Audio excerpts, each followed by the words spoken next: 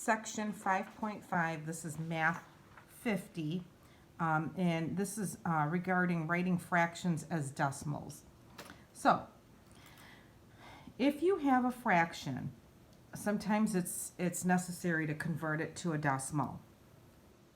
And vice versa. You can take a decimal and write that as a fraction. So, here's your first example. How do you write 1/4 as a decimal? So, you have 1/4. 4 is the denominator. 1 is the numerator. So, 4 becomes your divisor. Your dividend is 1, and we're going to put a 0.00 here. So, 4 does not go into 1, but it does go into 10. That would be 2 times. So 4 times 2 is 8, and then subtract. And then 4 times, always subtract these two. Bring down the next number. 4 times 5 is 20, and you have no remainder. So 1/4 is equivalent to 0.25. Okay, next example. How do you write -5/8 as a decimal? So you don't need the negative, but just take the 8, put it outside, and your 5 is your dividend. Okay, so 8 goes into 5, it does not. So 6 times 8 is 48. Subtract, you get 2. 8 times 2 is 16. Subtract, you get 4. Now we have to add another 0. And 8 times 5 is 40. So 5/8 is equivalent to 0.625, but because there's a negative, the answer would be -0.625. Okay. Example 3, write 2/3 as a decimal. So 3 is your divisor, 2 is your dividend, add some zeros. 3 goes into 2, it does not, so 3 goes into 6 times. 6 times 3 is 18. Subtract, you get a 2, bring down the 0. 3 goes into 26 times, 18. And what you're noticing is you keep getting the same thing.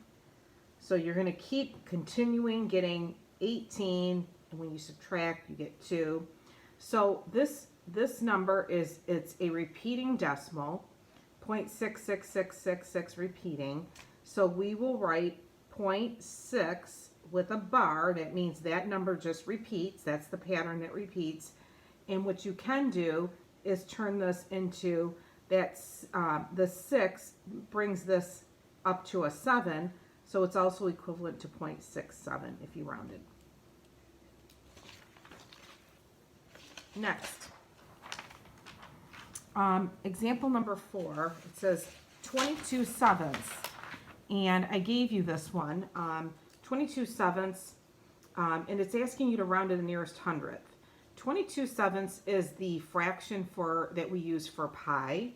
So if you take 7 and divide, 7 is your divisor, 7 is your divisor, 22 is your dividend, and 7 goes into 22 3 times. Subtract, you get 1, bring down the 0.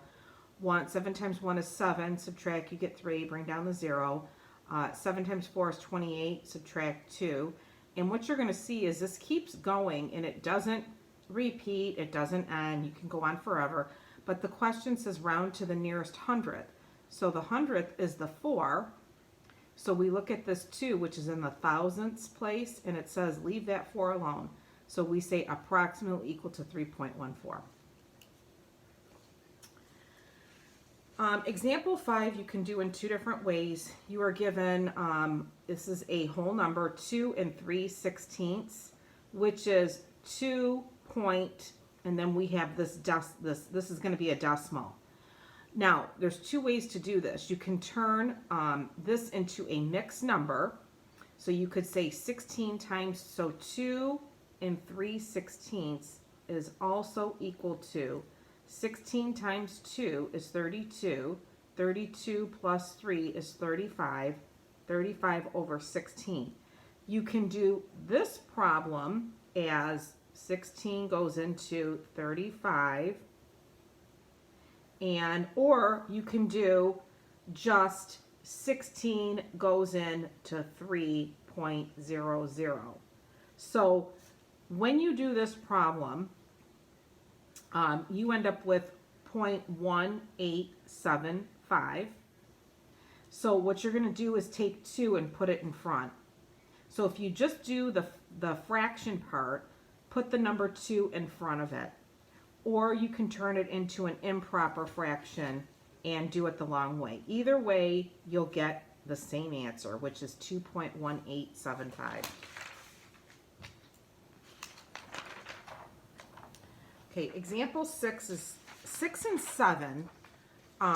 What you're going to notice about 6 and 7 is that 6 says 4/5, and 7, I'm going to do them both together, is 1/25. Instead of doing long division on these, you can easily write these. You can turn this fraction into a denominator of 10 and this one into 100, because 5 times 2 is 10, which 4 times 2, whatever you do to the bottom, you do to the top, you get 8/10. And 8/10 is the same as 0.8. 1/25, I know that 25 times 4 is 100, so 1 times 4 is 4. So this is 0.04. Remember, there's 2 zeros here, so you have 2 places after the decimal. So you can only do this if the denominator is divisible, or is a factor, I should say, is a factor of 10, 100, 1,000, and so forth. So that's how you do that's an easier way to do that instead of long division. Okay, next concept is how do you compare numbers when one is a fraction and one is a decimal. So what you're going to want to do in this type of problem is you want to get them both in the same language. So this is in decimal form, so I would turn 1/8 into a decimal. So 8 goes into 10 one time. Remember, we put the decimal right above. 1 times 8 is 8. Subtract. 8 times 2 is 16. Subtract. Add another 0, and you get 0.125. So 1/8 is the same as 0.125. And then 0.12, we want to compare this as 0.120. And so what you want to do is, like what we did on one of the previous assignments, you're going to compare place value. So see this 5 right here? The 1 and the 2 are the same. This 5 is bigger, so we're going to say that 0.125 is bigger. So that's why we put the greater than sign in between these two. So 0.125 is greater than 0.120. Example 9, same type of problem. Which one is bigger? So I'm going to turn, I have 0.7 repeating, and I have 7/9. So I'm going to turn 7/9 into a decimal. So 9 goes into 7.00. 9 times 7 is 63. 9 times 8 is 72, so it's 7. 9 times 7 is 63. Subtract. Okay, and then 9 times 7 again, and I forgot the decimal. So 9 times 7 is 63, and subtract. And what's happening here is you're getting the same thing, which is 0.7 repeating. So these two are equal to each other. Okay, number 10, I gave you that one already done. Again, you're comparing these from smallest to largest. So we already know that 0.456 is 0.456. What you're going to do is convert 9/20 into a decimal, which you do the long division, which is 0.450, and 4/9 into a decimal, which is 0.4 repeating. So looking at these three decimals, you're comparing each digit. So the 4s are all the same. That's the tens. The hundredths, we've got a 5, a 4, and a 5. So this one's the smallest. So 4/9 is the smallest. So then the next two are these two, and we're going to compare the 0 with the 6. So 9/20 would be the next largest, and then the largest would be the decimal, 0.456. So next problem, how do you simplify expressions with decimals and fractions? Well, you have to find, you have to do order of operations.